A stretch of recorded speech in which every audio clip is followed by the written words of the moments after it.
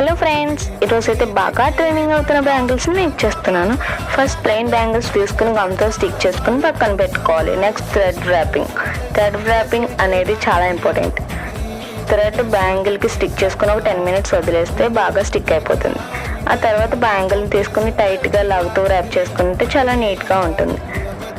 Next stone చైన్ని మిడిల్లో stick చేసుకుని I shape కుందన్స్ని leaf ప్యాటర్న్తో చూపిస్తున్నట్టుగా స్టిక్ చేసుకోవాలి. నైట్ అంతా డ్రై అయితే కుందన్స్ అనేవి ఊడిపోకుండా ఉంటాయి.